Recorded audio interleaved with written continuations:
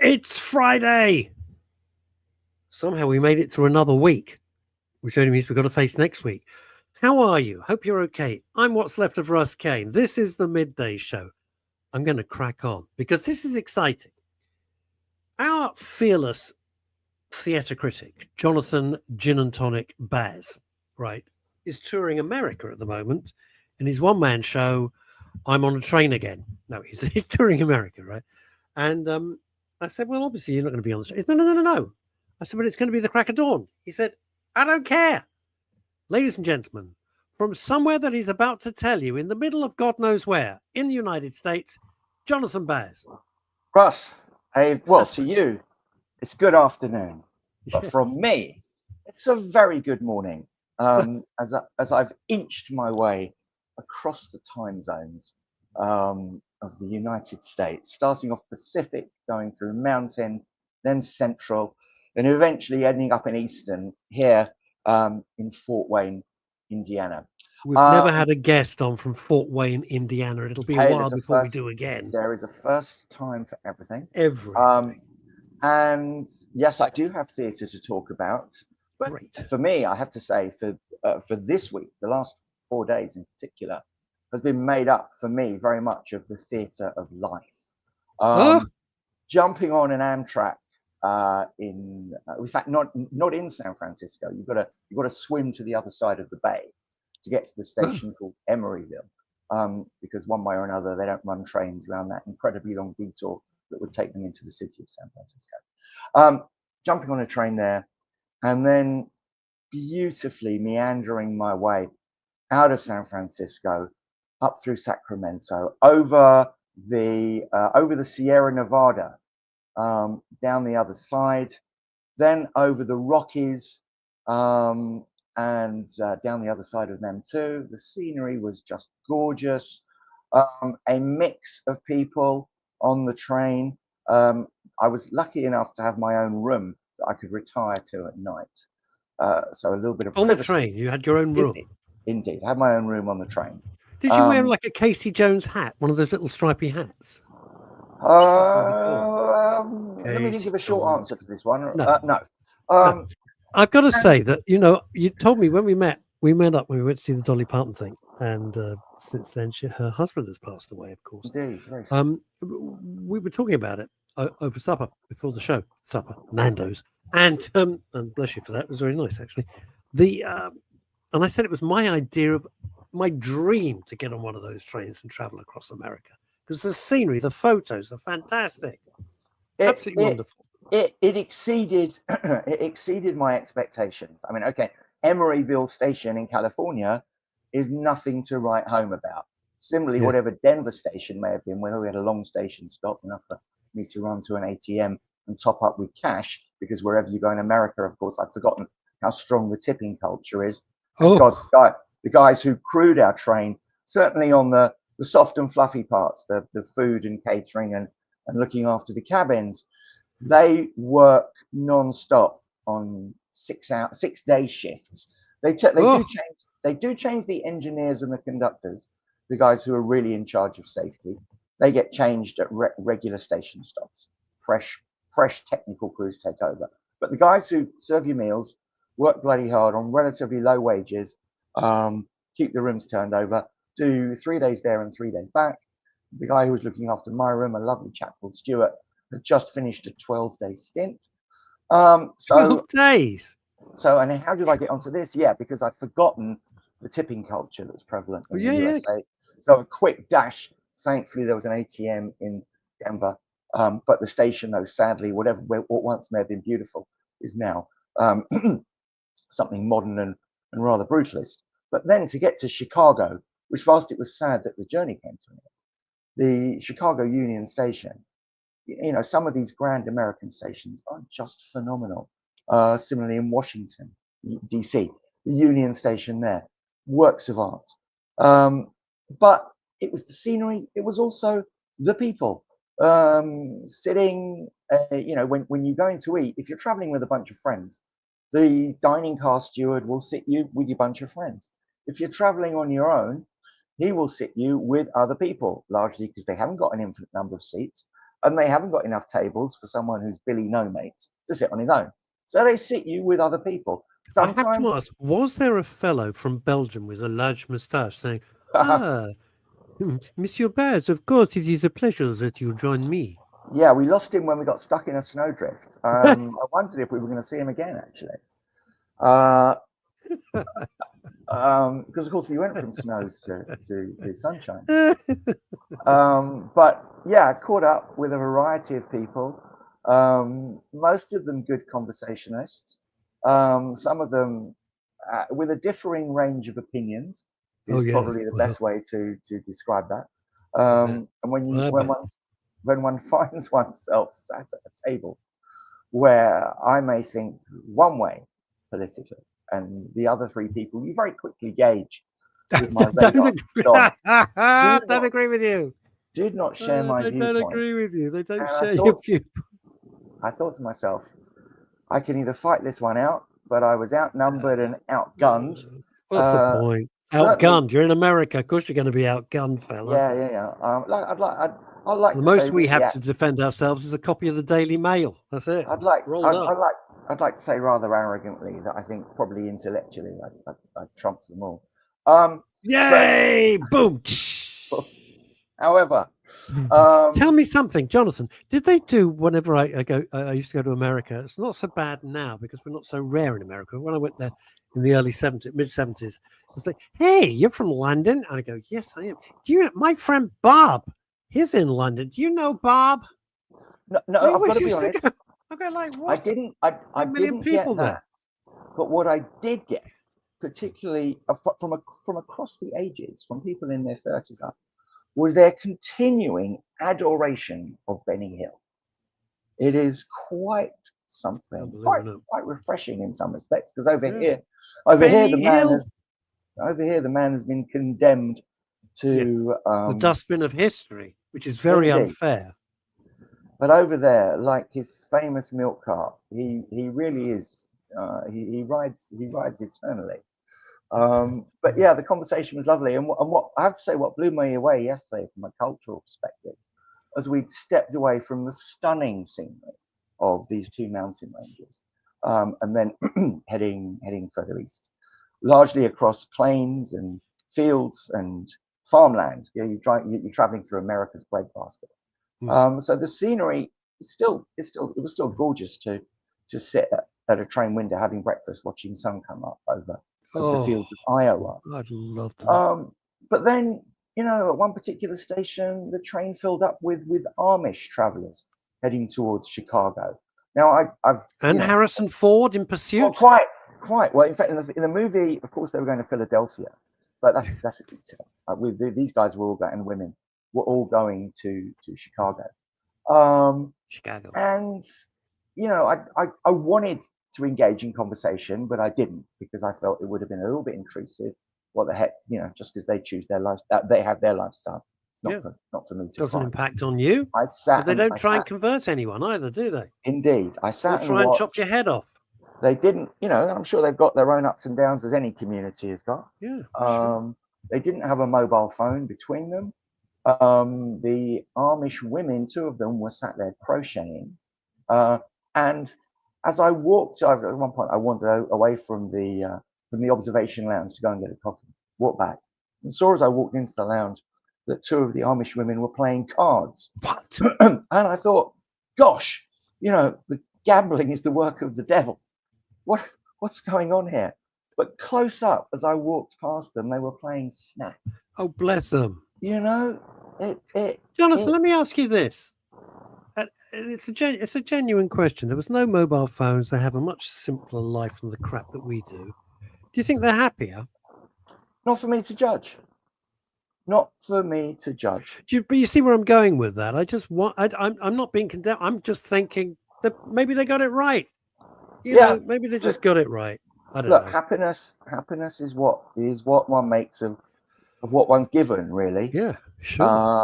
In this journey that we're all on, until we shuffle off the mortal coil. Until we arrive at our final station. Indeed. I'm gone to join the choir invisibly. Oh no, bad news coming in from Nigel David. Big breaking news. Can't you join you today? Off to the supermarket. I'll phone Lidl now. Nigel, Yes, leave it with me. I'm phoning Alan Lidl. He'll sort it for you. Cheers, can't join us today. Disgraceful, little Nigel. Big news as they break.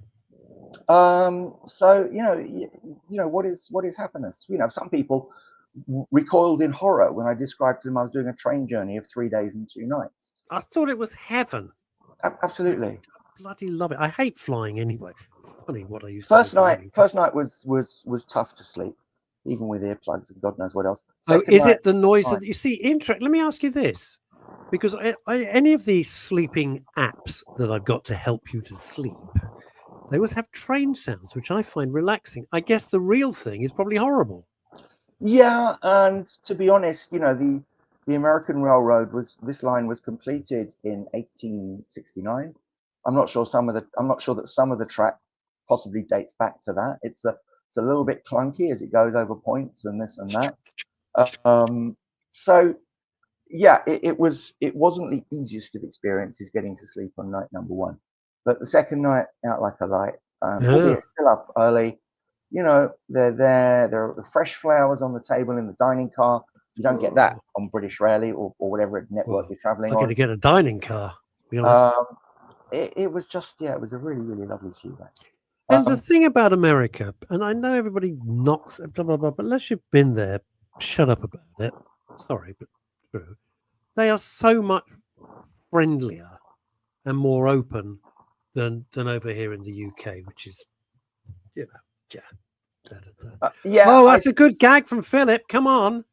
I thought the rail line had loads of sleepers. Oh, that's really good. Come on, that's a good gag. Quite. Are they all friendly? Yeah, you're right. There is a degree of friendliness, but also there is a degree of an inability necessarily from some people to recognize other people's points of view. Yes. So friendly is one thing, but if you then find yourself possibly in a situation of disagreement, I didn't go. I was really, really cautious in that respect. Yeah. So I kept the conversation. Did they ask any? Did they? I'm curious, because where it could have been awkward for you or for anybody is if you're trying to make polite conversation over a espresso or whatever, and they say, "Hey, what do you Brits think about Trump?" And you're screwed. Yeah. Luckily, as I say, I sensed. You can very easily judge through little snippets of conversation where people's views and opinions may lie, and I avoided those conversations, particularly, as I say, where I was outnumbered and outgunned. It would have been depressing. Jonathan only was traveling with his 357 snub nose with hollow points, but it wasn't enough. But let's talk about some theatre. Yes, please, and bless you. I just want to say on behalf of everybody, thank you, because it's Oh My God o'clock in Fort Wayne, Indiana, and Indiana's calling. Lord, I can't go back there. I love that song. I don't even know what it was about. Anyway, thank you for joining. I appreciate it very much. Lovely. I'll tell you something. A little throwaway line. As I was driving last night from Chicago down to here, 2 hours in the car, I was sort of scrolling through the great thing with Spotify is everything is there and it's available to you. And I listened on Spotify to an album that I haven't heard for, 30 years plus. It's the soundtrack album of the movie MASH, the Donald Sutherland, Elliot Gould gem of the 1970s. Yes, indeed. And it's one of these soundtrack albums that not only has the few bits of music that appear in the film, but also has bits of dialogue from the film. And when you know the film and you know the story and you know the bits of dialogue that they're referring to, it is just genius. I was crying with laughter as I drove last night, being reminded. So I'll be looking to, I don't want to stray into Chantal's territory, but I'll be looking to drag that film out of Netflix or wherever it may be. Yeah, it's hiding somewhere, probably on YouTube. Such a strong film. The satire, fantastic. The comment on the brutality of war, fantastic. And the humor of these guys working hard, playing hard, which is fantastic. Excuse me, my voice is going. I've had a cough most of this week. But anyway, theatre. 3 shows to talk about. Okay. 2, 1 average, 1 really disappointing, 1 fantastic. We'll say. Oh, good. But averagely was a play called Backstroke, a new piece of theatre that's playing at the Donmar Warehouse, written and directed by a woman called Anna Macmin, drawn a lot from her autobiographical experience. Her mother was a hippie in the 1970s, and this play features Celia Imrie as the middle-aged and, as the narrative explains, menopausal daughter, and Celia Imrie is the mum. Excuse me. Yeah. Tamsin Gregg plays. I love her. She's great, Tamsin Gregg. Celia, interviewed her. She was marvelous. Celia Imrie, who we discover really, really on in the story, so there's no spoiler alert here, has suffered a stroke. And the play deals with the end of life issues of Celia Imrie and this fractious relationship that Tamsin Gregg has had, the Tamsin Gregg character has had with her mum. And all in all, and interesting, I noted, I went with my review, which gave it a solid 3 stars, because the acting of both of these women is if you've got the money to spare, I'm not sure what the Donmar prices are like. I don't think they're mad.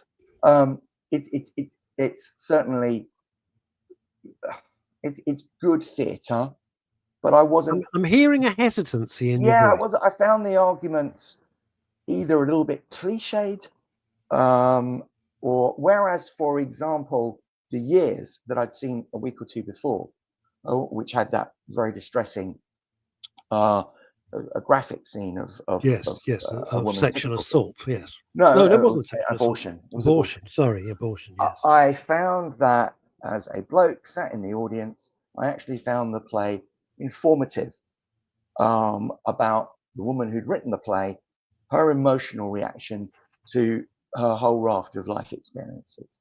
I sat there as a bloke. I was educated. Entertained is perhaps the wrong word, but there were times when it was entertaining. And the play really added some value. Backstroke, really not quite so much. It's it left me unmoved. And to be honest, glad when it ended. Well, I don't. But although they are 2 of my favourite actresses. Am I allowed to say that these days? I do. You can, yeah. Of course, you're. Well, I don't know. I don't know what we can say anymore without Sakir coming around knocking on your door. It's they're fantastic actresses. They are. And it should have been a great subject matter because it's a big deal. Yeah, but the script left a little to be desired.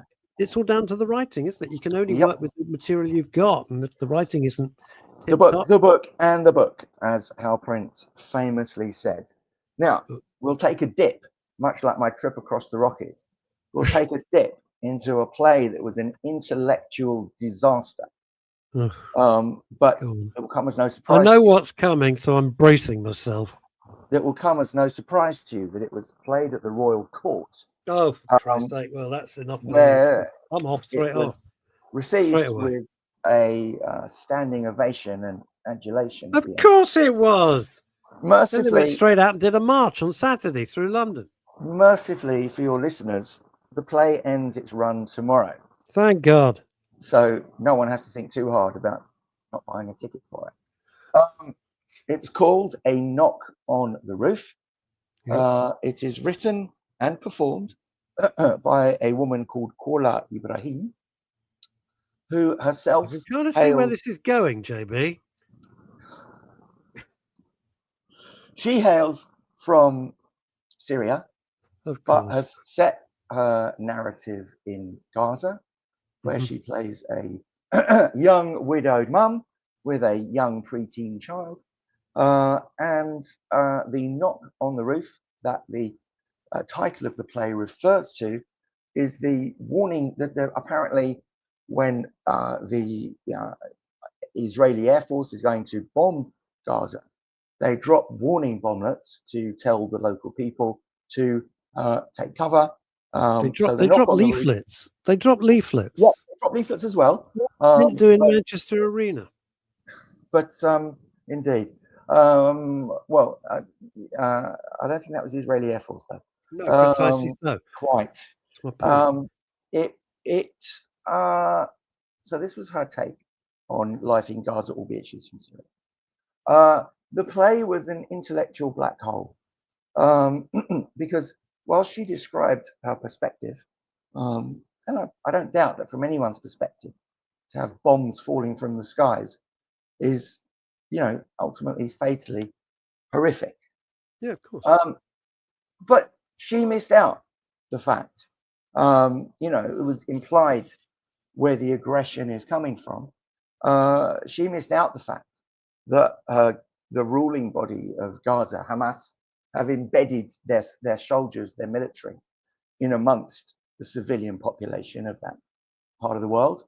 I'm going to raise a very speculative comment that is, if in fact there is a civilian population in that part of the world. But she totally avoided that. She also avoided the fact that we've come to learn over the last 18 months quite what an extensive network of tunnels Hamas have built under the region. And not once did she raise the question, why don't they open up the tunnels as air raid shelters?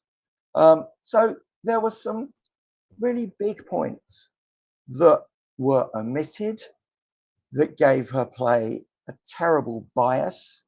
And for me, okay, I will say I went with my view of the world as I sat down in my seat in the theatre for that night. But it wasn't a balanced piece of writing. But as you would imagine, playing at the court, the audience went mad for it. It was not a full house, but it was a fairly full house. And as I say, a standing ovation at the end. Is it just the Corbyn family or were other people there? I did spot Piers. So yeah, one to avoid, but hurry because you've only got one night, 2 more nights. Oh, shame. Well, shame. I'm so sorry I missed it. Sounds great. Leaving the best to the last. Thank you. Segues very nicely into the last laugh, where you and I. You went. Of course, you went to it. We met with Paul Hendy on these very we did, the writer, 2 weeks ago, and in fact, the last laugh was one of those rare occasions where I managed to blag a ticket to the press drinks, not to the press drinks, to the cast drinks afterwards, largely because I was pretty confident I was going to like the show, and I wanted to see Paul after the show to see him. But one way or another, with so many gin and tonics being consumed, I wasn't able to catch up with him in person that evening. But that was the most minor of blips in an otherwise perfect evening. Play lasts 75 minutes, which also is a plus, because to cram good entertainment into 75 minutes really is a craft. Not many people manage it. A lot of people can manage mediocrity. A lot of people need more time to get their story told. Paul Hendy has written this story about Tommy Cooper, Bob Monkhouse, and Eric Morecambe meeting in a dressing room. It's not spelled out, but as the narrative plays out of this gorgeous 75 minutes, you come to realize it's a bit of a celestial dressing. Yes. And the three characters themselves gradually come to this realization. But whilst there are some moments of wonderfully constructed pathos and comments on their characters as human beings away from their comic creations, there are also a lot of brilliant references to some of their finest gags and their finest styles of delivery. And the conversation as well talks about where they got their sources from, who they found inspirational in their own comic developments. And for those of us that come from that golden age of telly, and it was a golden age. It was, yeah. it was just fantastic. You know, excuse me while I look at my notes to give the actors. It's a name. interesting you say that. I'll give you a second's break, because you've used a well-known phrase there of golden age of television. And I had this debate with someone I've known since we were 9 years old at school together, Peter Bazalgette, now Sir Peter Bazalgette. And he violently, because I said, I agree with you. I said that was the golden age of television. And Baz completely, not you, Peter Bazalgette, completely disagreed with me and said, no, you know, look at what we've got now. We've got X, Y. And he went through everything. Well, as we've been friends for over 60 years, it was like, well, you know, we'll agree to disagree on that. I mean, I agree with you, Jonathan. But okay, you and I, Russ, to broadly similar lines, share a similar journey through the cultural backdrop that we've gone through. Yeah. You know, if I look at, you know, my kids now in their 30s, their cultural backdrop is very different. That being said, they're able to see the genius of good comedy writing. You know, I hope my elder son, who's an actor and now actually starting out with some one-man work of his own, goes to see the show, and I think he will. Because where's it on, by the way? Where's it on? It is on at the Noel Coward Theatre, and it's only on for another 2 or 3 weeks. Oh wow! To be fair.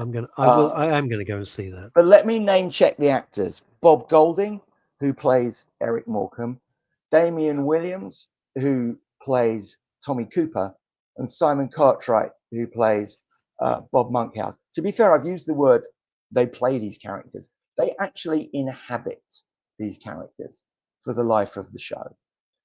As we said with Paul a couple of weeks ago, it's as though you're seeing a show with puppeteers and the puppeteers disappear, and all that you're watching is the characters that they bring to life. And you forget that it's actors who are doing it. And that was so much the case, because these guys are fantastic. The mannerisms, the tone, the ridiculousness of the comic routines, and the pathos of the sadness was just such a gorgeous, gorgeous mixture.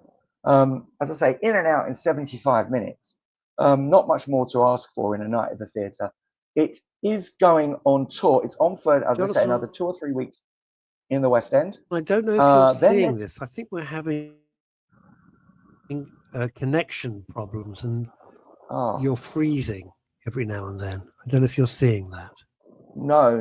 I'm seeing a moving picture at my end, but obviously something's going wrong on the interweb. Be freezing there. Oh. Yeah, I'm afraid it is. You're freezing a lot, unfortunately. Sorry. Hello. Okay. I'll put another shilling in the meter. No, it's not your fault. It's just. Well, I'd like to put 50p here, but I haven't got 50p at the moment. So it's storage costs. Anywho, it sounds absolutely wonderful. The hardest thing for me it's on tour. So people who listen to you who are in either it's going to Broadway for a month, so people who can get to New York, and then it's touring the UK. So take a look, Google The Last Laugh, you'll find the website, and if you want to go and see it and you're not in the metropolis that we call London, then be called past tense that we called London. God knows what quite. I despair. I absolutely tell me something that you could do Eric Morecambe, you go, well, hey, and a bit of nonsense like that, you kind of get away with it, or Tommy Cooper, the usual stuff. Bob Monkhouse, I don't know anyone apart from the late Mike Yarwood who was able to do Bob Monkhouse. Maybe Rory Bremner can. Simon Cartwright absolutely nails it. Yeah, there's a hell of a lot of fake tan on his face for that cheesy smile. And in fact, at the press launch, we were given a little goodie bag of plastic specs for Eric Morecambe, a fez, a cheap fez from a joke shop, and a tiny little tester sample of fake tan. Brilliant. He's also got the birthmark, the beauty spot on his yes, that's right, that Bob had. So from a visuals point of view, he gets that, and the rest of it is just down to his performance. And he's got that stance that is that's Bob Monkhouse. And the thing is, if you go to describe, I was trying to analyze it, because if you go to describe it, you can't. It's really indefinable. But when you see it, it communicates instantly. It's amazing. Paul's writing is exquisite. Yeah, He's clearly researched it immaculately. Yeah. He's gone into a lot of the history of British comedy, and he's extracted some of the best gags and the best moments of style, and as I say, woven it into this 75 minutes of bliss. Terrific. We better let you go. Indeed. We better listen live from Fort Wayne, Indiana, representing the United Kingdom and the cultural arts. Jonathan, I'll wish you a very good morning. Thank you so much. Have a wonderful, wonderful rest of your trip. We'll catch up when you get back. Bye-bye. Bye-bye. Have a great day. Jonathan Baz, all the way from Indiana. I won't even know. I bet you thought, I've got to get rid of the thing now. I bet you thought Indiana was like a, what do you call it? I don't want that either. I bet you thought Indiana was like made up for the song. I'm going mad here. I don't know what's going on. Ladies and gentlemen, I've got to get rid of Leslie and thing. Right, here we go. You know her. You love her. She is the doyenne of all things popcorn. She is the click on the little soft drinks of water that they give you at premieres. She is the glass of warm white wine that they give you at a BAFTA reception. Ladies and gentlemen, you know her as Chantal Rickards OBE. I'm the usherette. I'm the usherette. Oh my God, the usherette. Once, many years ago, when Barry Norman was still doing film night. Do you remember that? Well, you're too young. You're too. No, I remember Barry Norman. I love Barry Norman. I got a call, and they wanted me to be. They filmed me to be an usher at the Odeon, Leicester Square, and I had the ice cream tray on the. Never made it to the show. I'd ended up on the cutting room floor because obviously I was so crap. But it was huge fun. But trying to walk backwards with that bloody great tray with my sense of balance, which is zero, was real. I thought I'm going to come an absolute cropper here, but there we go. Yeah, well, you can't see your feet. It's rather difficult. No, you I couldn't see anything at all. Oh my goodness! I know, but it's the little weird thing. Yeah, little thing. Are you well? Everything good? Everything okay? I'm as happy as a clam. How's your week been? Clam-like. Clam-like. Been fine. Been busy. Next week even more mad. The I was going to say yes. Poland. The pictures from Poland look beautiful. Poland was good. Weather was good. Wasn't too cold. Do you know it's 16 degrees in London today? Is it? I wouldn't have been sitting at my desk. Been sitting at my desk writing eulogies since 8 o'clock this morning. I haven't budged. Well, it is absolutely beautiful outside. 61 degrees in old money, or for our American listeners, 61 degrees. Yeah. That's really quite something. It is. Oh, look who's turned up. We haven't seen her in ages. The lovely Emma Webb. Hello, Em. Hope you're well. Lovely supporter of the show. Good to see Emma. Yes. Good. What was I going to say? I saw something and I can't remember what the hell it was. God knows. Right, it's gone out of my head. Okay. Oh, I saw 10 minutes of the new Agatha Christie on BBC.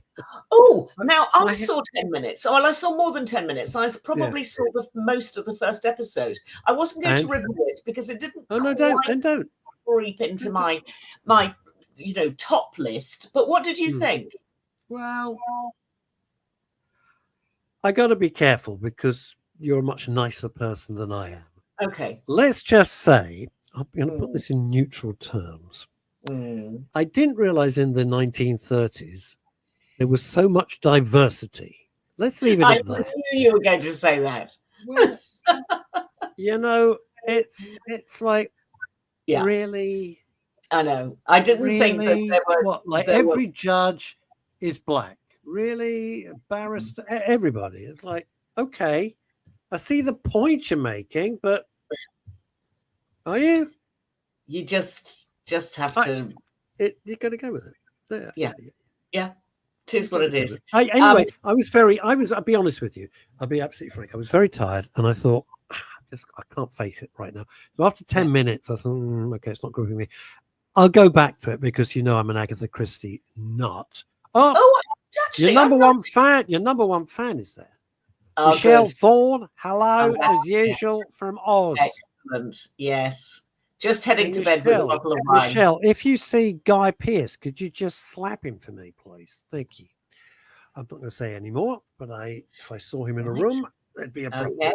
I'll leave it at that. I think he was at the Oscars last weekend. He was at the Oscars spouting crap. There we are. You should have stuck to Neighbours and shut up about it. What did you think? I loved him in the Brutalist. I absolutely thought he was sensational, but now I can't watch him again.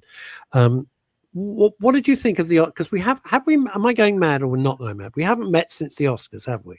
No, because the Oscars was last Sunday night. Yes, of course. We haven't spoken since then. So wearing your professional hat. Well, wearing my professional hat, if I had been a tipster, and actually next year I'm going to put some money on it, I got every single thing right except animation. So I just sort of know better now how the Americans are going to vote than the Brits. So the Brits are still, in some ways, well, are they less surprising or more surprising? I don't know, because I didn't think that Conclave was the best film of the year. And the way that the votes fell in America last weekend, I agreed with every single one of them, except animation, because I thought Wallace and Gromit should have won. Wallace and Gromit was the best thing of the whole Christmas holiday season. It was absolutely sublimely genius. Yeah. Genius. And I voted for that for Best British Picture. I loved it. What got it? Please don't tell me it was Snow White, where... No. She marries somebody on a rubber boat in Kent or something. I don't know. The thing that won was a film that I talked about a few weeks ago called Anora, which features a virtually, a young actress, 25 years old, called Mikey Madison. And she plays the part of a pole dancer who on the side is courting, let's leave it at that, a young American, a young Russian who is the son of a Russian oligarch. Yes, they're always nice. It's always charming. Yeah, sexual content to the max, but it is absolutely excellent film. Anymore. No. Well, actually, it's American films don't do sex very often, and everybody's sort of saying, "Gosh, sex is back." So it was that sort of. Yeah, I'm putting that in my diary. Yeah, sex is back. It's spring. Thursdays and Fridays. Twice a week. It's way too much. Twice a year would be pushing it. Anyway, there we are. So, I meant was what won the best animation? I was just curious. What won best animation? Because it was a film called Flow, and I can't remember much about it. I watched it. Well, let Flow go. Flow go, Joe. Let it's gone. It's gone. It's floated up the river. So this Anora thing. Why do you think it's not a stupid question? Yeah. Why do you think it won in the face of such other strong contenders? The story the film is good fun. I mean, I laughed like a dragon the way through, but it doesn't take much to giggle. Yeah. It's hilarious. Oh, I thought it was a really sort of gritty, miserable film. No. Oh, I got it wrong. No, absolutely not. She is such a sort of joyous character. Oh, okay. And the whole thing's ridiculous, but it's just beautifully written. There isn't a word wasted. It's incredibly well acted. It is shot beautifully and edited beautifully. It's a guy called Sean Baker, who is the writer, producer, director, and editor. And he made it for $6 million. Just showing off. Yeah. But $6 million is the price of, the sort of, $6 million, which is nothing. I mean, it's ridiculous.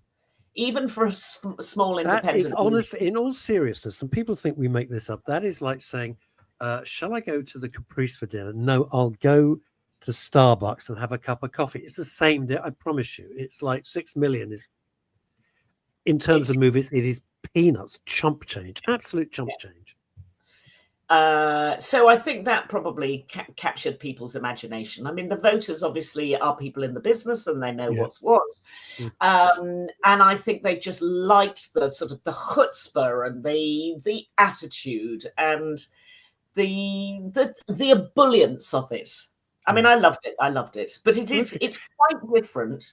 And I thought the Americans would go for it, and they did, but that was a surprise to most people. The interesting message it sends is, if you think about The Brutalist, which we both loved, you kindly invited me to come with you to see it, cost 9 or 10 million, absolutely nothing. This cost 6 million, which is like Tom Cruise's lunch bill for 2 days or something. The big blockbusters, no one cares. I don't think people care anymore. They sort of do. The Brutalist was many millions. Can't remember how much, but somewhere probably between 70 and 90 million, I would think. What was The Brutalist? Yeah. No, you see, because when I discussed this with Colin. Yes. Right, Colin Vane's the film producer. We've had this conversation before. I'm going to now look it up. Because I get that, and he said no, it was incredibly cheap, and I said, well, Colin, it looks like high production values to me because it's all up on the screen. It looks stunning. The Brutalist. It's not everyone's cup of tea. Some people thought it was very boring. Cost. No, we're going to find out. We're going to find the definitive Chantal Rickards OBE answer. Well, I'm going to have to go to somewhere. Yeah.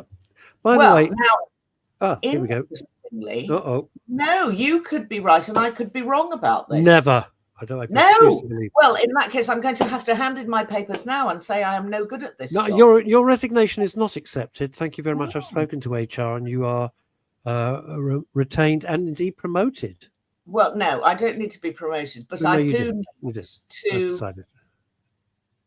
So what do we think it cost? Well, it's all over the place. There are things here saying it cost 10 million. There are other things saying it cost 28 million. Right. But even so, that's still a very, very small amount of money. Low figures, and it's all up on the screen. It looks sensational. There we are. That's just me. I am out by a big factor, which I apologise for. Well, put it to one side and buy me lunch. It's all right. You'll get lunch anyway. Michelle says Flow. It stars a black cat. A black cat. Oh, that's all you need to know. That's all we need. Okay. It's got a cat in it. She's making a point of some sort. I'm not interested. Bad enough listening to Robbie Williams sing cat food adverts. I mean, what the hell's that about? What? That is a weird thing. Right, you are like Ms. Branding. You are like queen of branding, queen of marketing. I know this is not why you're here, but every time I look at adverts, and I haven't been a copywriter for many years here in New York. I know. And I think, well, where's the so you got Robbie Williams and a cat food company, and I'm going, well, where's the joining here? What is the no? And if people say, oh, but Russ, you're talking about the advert. Yeah, I couldn't tell you the brand. I haven't a clue. I don't have a cat. Well, in that case, it's not a good ad, but you will remember. I mean, you certainly the Robbie Williams voice. Ooh, that's important. It could be an important call. No, it's my lawyer. The Robbie Williams's voice will cut through, and so that your ear will immediately turn to it, and you've got a better chance through that. Knows who it is. It's aural recognition to get it, noticed. But no, there is no obvious link between Robbie Williams and the cat. No, there's no. I hate the word synergy because it just makes me puke because it's so lazy. But there is no synergy between Robbie Williams and cat food. It's just like not that I can think of. No, and he doesn't make money, so God knows why he did it. I don't know. Maybe he, wanted a new swimming pool or something. I like people who are really honest. Michael Caine, when he was asked, why the hell did you make Jaws 4? It's unwatchable. He went, well, I needed it. He actually said, Shakira wanted a new pool. And is that what he said? Yeah, we needed a new pool or something. Like I see that I admire rather than listening to Hollywood waffle about it was the integrity of the script, and when I saw that it really spoke to me. No, it didn't. The guy wanted a new swimming pool. Go make a movie. I'm all for that. I know. I can't even watch those chat shows anymore because God, I know a lot of people like them, and I like Graham Norton. I admire Graham Norton. I've seen him interviewed about his books and everything, and he comes across really marvelously. I cannot watch Jonathan Ross at all. I actually feel nauseous. Just can't watch it. You know, it's just a packaging. It's written into their contract. They've got to do a European tour. They come over here to promote whatever piece of crap they're promoting this week, and that's it. It's just nauseating. Yeah. Anyway, it is what it is. It is. So what it is. I'm with you, Michelle. I am with you. She loves Graham Norton. Graham's funny. He's witty. He's on it. You know, and he looks like he's enjoying himself. Not as much as Michael McIntyre. Michael McIntyre totally enjoys himself. I love it. No, and he makes it a lot better than it might be if it was just a lot of celebrities blabbing on about how brilliant they were. They're all marvelous. They're all fantastic. They're all great. But I think the best thing about the Oscars, which I avoided like the plague, I knew you'd be watching it, but I avoided it. I had zero interest in it. Two things that killed me. One wonderful, one absolute shite. One was Mick coming on, Mick Jagger, looking incredible, being charming, being funny. I thought that was just terrific. I loved seeing that. And the other thing, there's a YouTube channel I follow assiduously called The Critical Drinker. We've talked about it before. Scottish guy. He understands films and he's so sarcastic and rude, but he's never wrong. He's uncanny. He's really brilliant. It looks deceptively simple, but what he's saying, and you know, as it's your world, would totally understand what he's saying. And I wish I could claim credit for this gag, but I never do that because I think that is plagiarism. Okay. And he said the funniest thing was that, you know, the troublesome actress who plays Snow White in this new Disney disaster. Yes. And I can't remember her name. She's a pain in the ass. Anyway, and playing the evil queen is the sublime Gal Gadot, who I adore for a variety of reasons. This one is like 2'3", and Gal Gadot looks like a proper human being. So they walk on together to present something. Who the hell knows? Frankly, who cares? Could be the best item in the Middle Isle of Lidl. I don't know what it was. And could be. And the Critical Drinker said, I won't do the voice. He's got this really sarcastic Scottish accent. And he goes, it looked exactly like a truculent teenager being dragged out shopping by her mum. It was such a great description. It was perfect. You know, this sulky little moody twerp and the gracious, elegant Gal Gadot. And together they looked ridiculous. Ridiculous. Sounds like a Sam Fox and Mick Fleetwood moment. That was the height differential. That was exactly. All right, you know, I'm not being heightist or whatever the word is. It was just the Gal Gadot there and the smug look. There was horrible energy you could see. You didn't need to be a psychiatrist. The body language was like, I hate you because you're tall and clever and everybody likes you. And I'm just full of anger. No, well. Right. Well, next week I'm going to tell you about a brand new Ridley Scott thing that's out because I went to see it screening a couple of nights ago and he was there and it's brilliant, but it'll keep it for next week. But this week, I'm going to start with something. Was I busy that evening, Chantal? Was I particularly busy? Moving on. No. Please. Water off the duck of a back to me. Sorry for that. I will double check coming up over the next couple of weeks. Russ, do you want to go and see Ridley Scott? No, I'm busy. Oh dear. Anyway, what you should watch if you haven't yet seen it is a new series, actually very good crime thriller, Welsh crime thriller. Ooh. It comes translated from, it was done in Welsh originally, based on a book that Cleddau, I think is possibly how you would pronounce it in Welsh.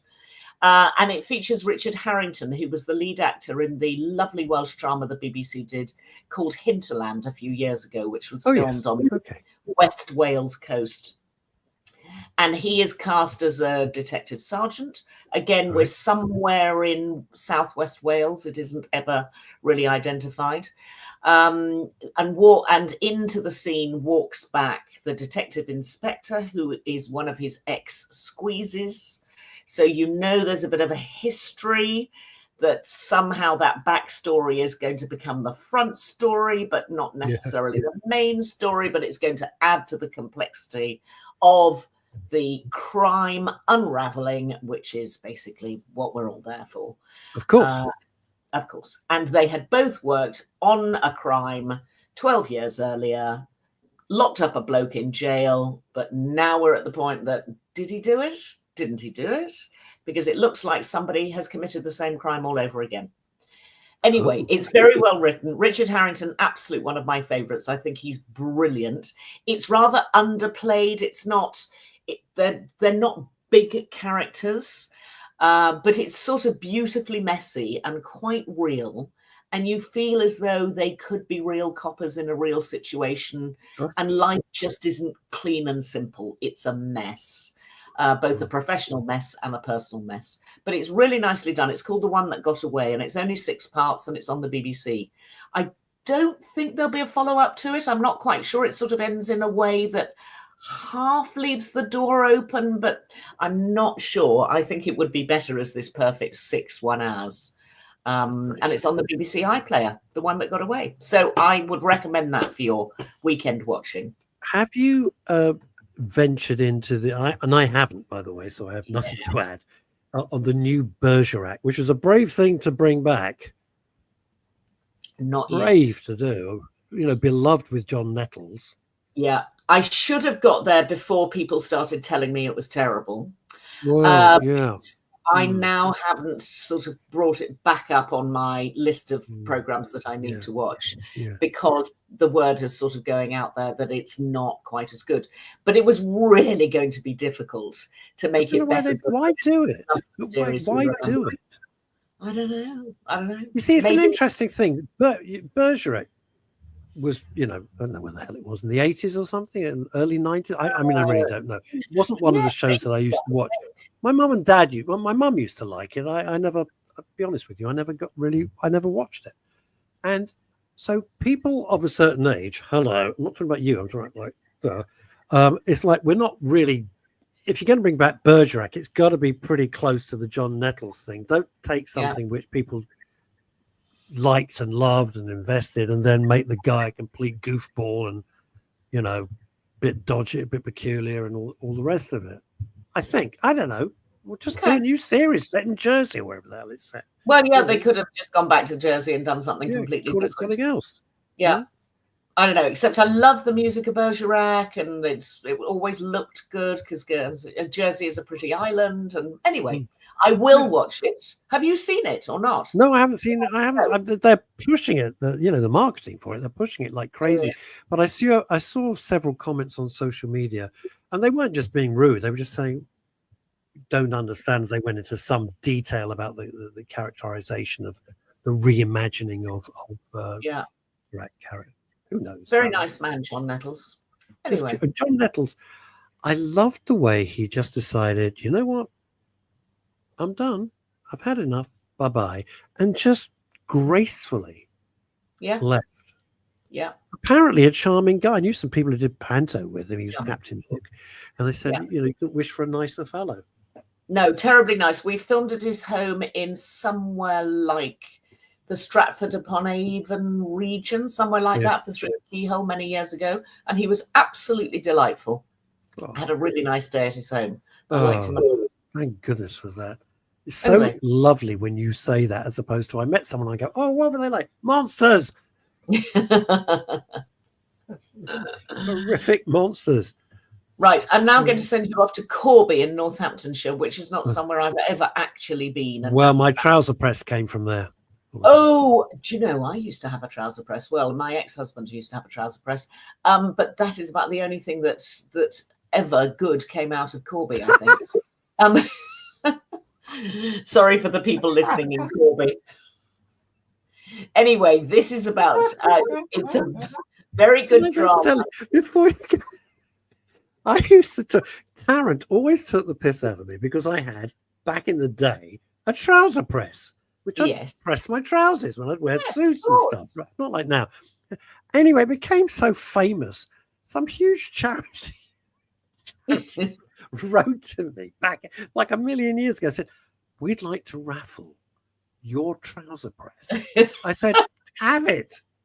Enjoy." And they came and collected my trouser press, you know, like the dark.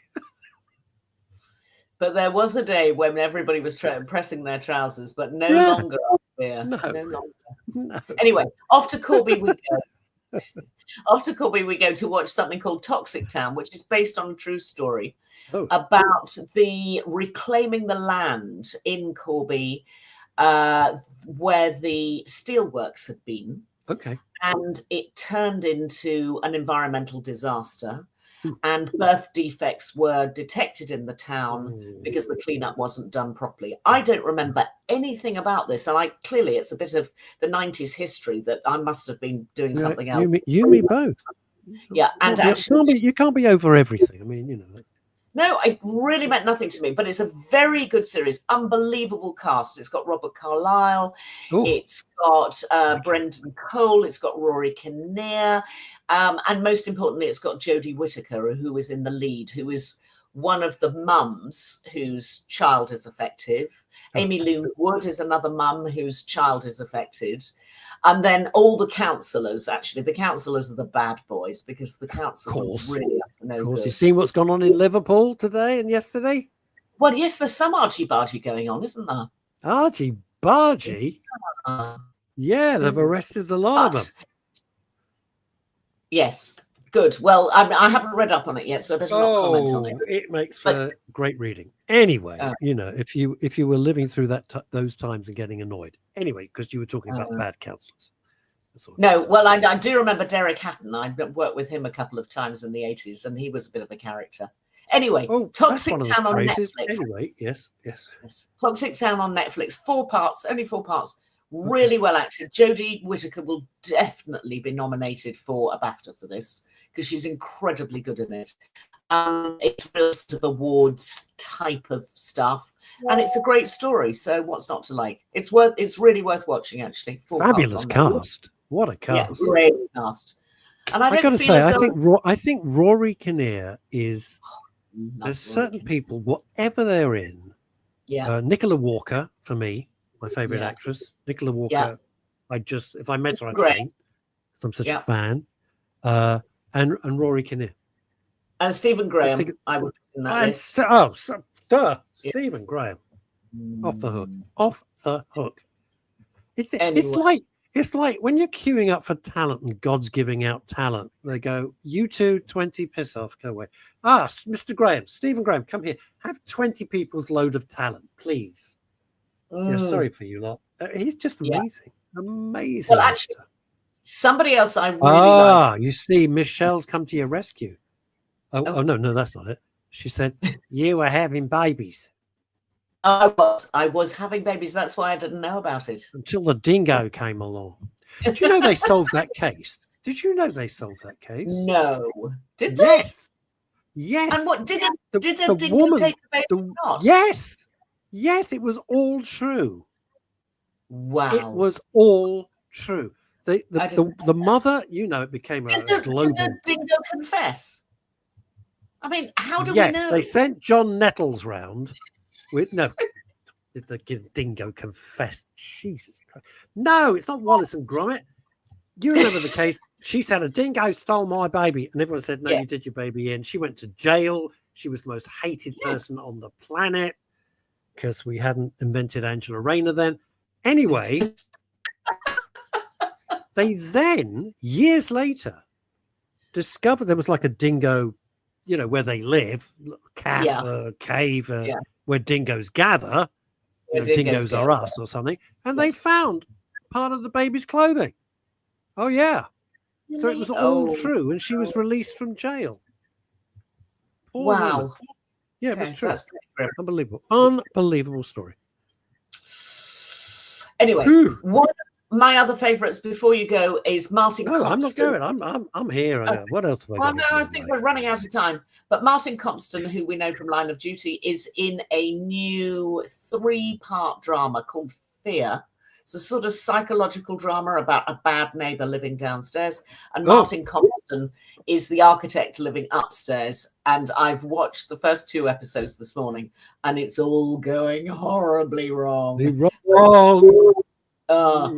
It's scary. It's really, you sort of put yourself in the position thinking, yeah, you know, I've had a couple of cranky moments with my neighbours, but this goes completely out of control. It's really good.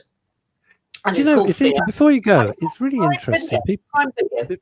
Before people say, oh, that would never happen, you know, that's not right. There's a video which was shown yesterday on X, Twitter, as I still call it, because I'm old. And it's a guy, it's a London tube carriage. It was filmed, I think, yesterday or the day before. It's the most extraordinary footage. And this guy, he looks like a middle management. It's a white guy, making it clear. Middle-aged guy, looks like middle management, you know. Yeah. And he loses it. The train's really crowded. Everyone's standing up. Yeah. And he loses it with a woman. They're not related. Something happened. Apparently, the backstory is that she accidentally bumped him and didn't apologize. It was no more than that. And this guy, it is terrifying. You realize that he went insane. And everyone's staring at him. And it's for real. London, it's definitely for real. It's completely real. No. Chances, it's completely real. And he won't stop. He won't stop. And he's screaming like a maniac, right? Oh, God. And then this is the most weird thing when you think how writers get their inspiration. Having caused the most horrific stomach-churning scene, he sits down as though nothing has happened and does a crossword. No. And did anybody try and intervene? Yeah, there was a youngish guy there saying, look, come on, please just calm down. This is ridiculous. I mean, try and find it on Twitter. He's absolutely out of control. And and as a writer, you think, I would love to know what has triggered the woman bumping him. I mean, you know, it's the tube. You get bashed all the time. You don't go insane. What's the backstory? What's driving that guy? And it just fascinated me. So when you describe these TV dramas where someone's going off the deep end, you think, well, that really could happen. It's easy. Yeah. Terrifying stuff. Well, no doubt somebody will identify him. And I mean, he's on screen for about 3 minutes. This isn't a short rant. I mean, he's screaming. Oh, my God. And you think, God almighty, I hope to God you're not married and some poor woman has to tolerate you coming home, because he was I'm watching it on my laptop. I was scared like he's going to come through the screen, you know. Horrible. I hate aggression like that, but clearly the guy feeling very destabilized, I think, by the sound of it. And and it's not somebody who's living rough on the streets. He's suited and booted. He's obviously got a proper job and all the rest of it. Oh, Lord. Oh, well. Sounds fascinating. Where was the last show? Fear? Where's it on? Fear, and it's on Prime, which we haven't talked about for ages and ages and ages. But it's Martin Compston is just great. Loved him in Line of Duty, and he's brilliant in this. But somebody's going to blow a gasket at any moment. My heart was thumping when I was watching it. The guy on the train. Yeah. Chantal, like the guy thank you so much for joining us. Thank you for your recommendations. Thank you for talking to Michelle Vaughan all the way in Australia. Thank you very much. Love it. Have a wonderful weekend. Yeah, you too. Thank you so much. Bye-bye. And that is it for another packed week. Hope you've enjoyed it. Thank you for playing along. Thank you for having fun. I will be back on... Will I be back? Yeah, I'll be back on Monday. Back on Monday. Have a lovely weekend. I hope the weather stays nice. Wouldn't that be lovely? Till then, try and stay out of trouble. Bye-bye.